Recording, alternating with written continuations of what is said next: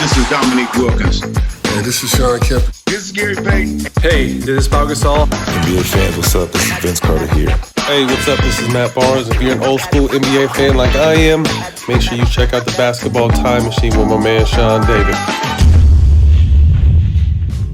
Hey folks, welcome back to the Basketball Time Machine. I'm your host, Sean David. Thanks for tuning in. Let's talk some old school NBA.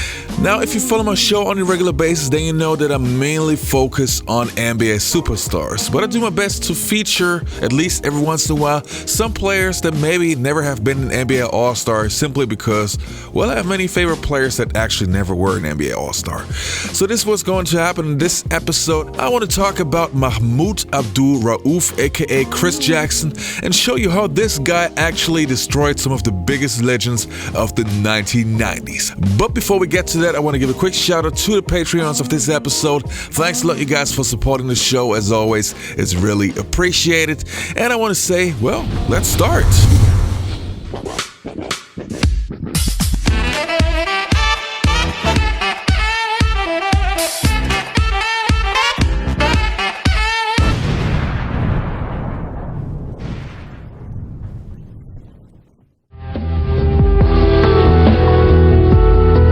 Could anybody cover you? No. I say it this way, and I don't believe me, man. I'm doing this for you, but because I don't like talking like that. In the NBA, you can't stop nobody. You can try to contain them. I say it in that context, you know. In that context, no. I mean, I feel confident about my ability to score, my ability to create separation, to get my shot off. So how do we start? I would say, let me take you back to the late 1980s, to the college career of Mahmoud Abdul-Rauf, or Chris Jackson at that time, so right before he entered the NBA. From 1988 to 1990, Chris Jackson, who would be later known as Mahmoud Abdul-Rauf, played college ball for LSU. On a team that later would feature the talent of Shaquille O'Neal, Chris Jackson was still by far their best player. With handles that nobody has ever seen and a stroke that was far ahead of his time, Chris would not only shoot the lights out, but also embarrass his opponents. Every once in a while, he would score like 30 points, 40 points, and even 50 points in a single game. Another thing that separated Chris from many other players from that time was that even though he was a point guard, he had a scorer's mentality, just a different approach than most point guards of that time. At the 1990 NBA draft, Chris Jackson could easily have been the number one pick, but it was the Denver Nuggets who selected Chris Jackson with the third pick overall in the first round. With the third pick in the 1990 NBA draft, the Denver Nuggets select Chris Jackson from LSU.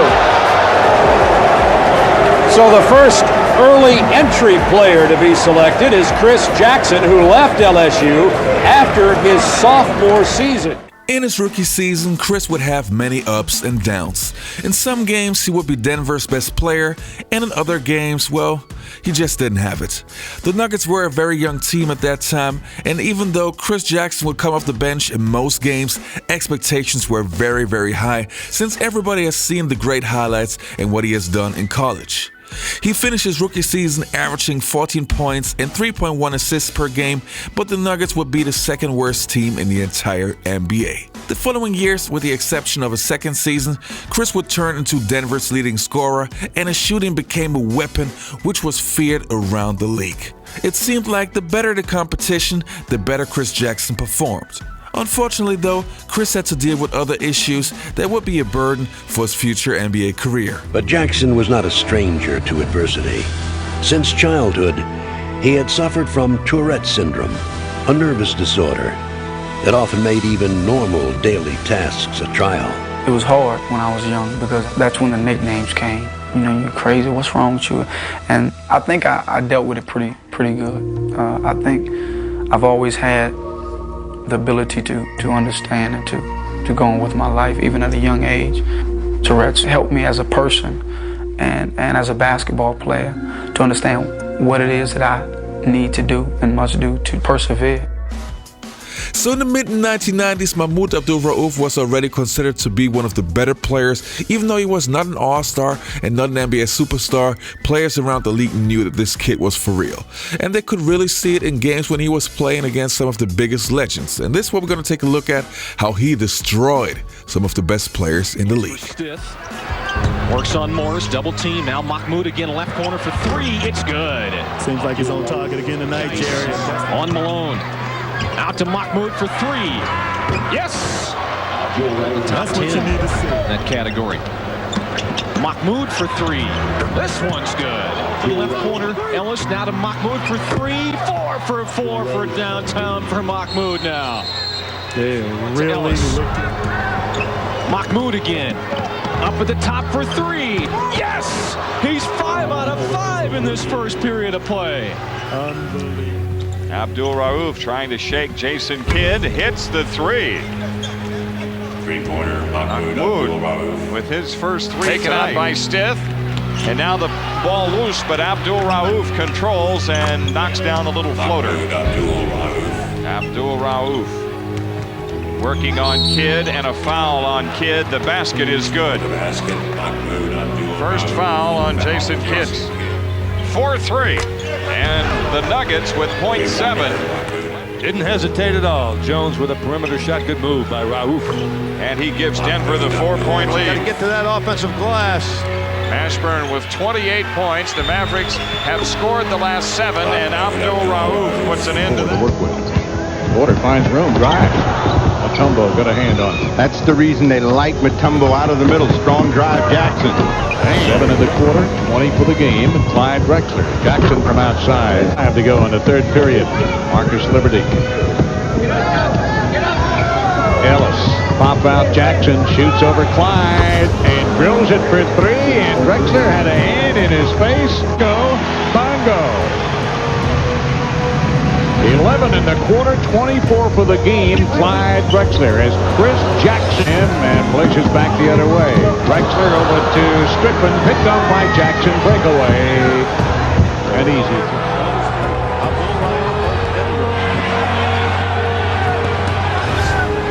LSU out to Reggie Williams, star heavy, and it took him almost half the season to get in shape, but he's going to be a forceful player. Abdul-Rauf. His first points. It's 11 to 7. Stith is being guarded by Michael Cade, but they don't take advantage of the mismatch. Cade. Abdul-Rauf sees Brian Williams open on the wing, and that's Denver's. 2 apiece, we're tied. Mahmoud Abdul-Rauf for 3. Abdul-Rauf against Jordan. The Nuggets are going basically without a true point guard. Rauf with the pull-up. That's what he does well. He scored in a foul. Mahmoud Abdul-Rauf sets it up for the Nuggets. Look at the high screen here that they had for Mahmoud. Nice dish. Bryant stiffed on the Stiffed on the inbounds. They run Rauf off numerous screens. Mutombo setting a high screen. Mahmoud is with his third from the 9 minutes to go, second quarter. McClain a high screen. Abdul-Rauf fires away and hits.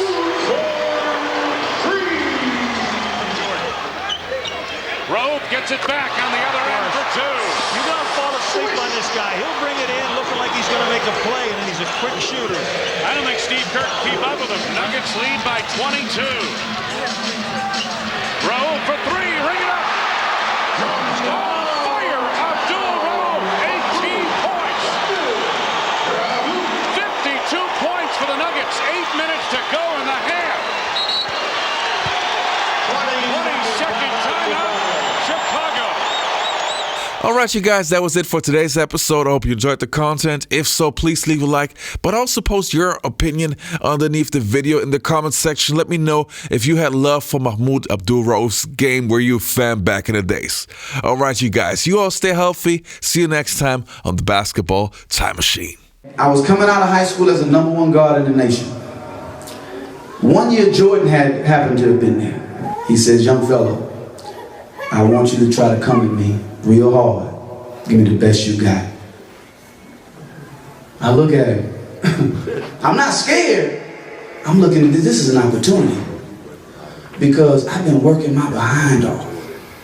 This is my opportunity to see right now, if my training is paying off, where I am, where I stand with who they say is the best,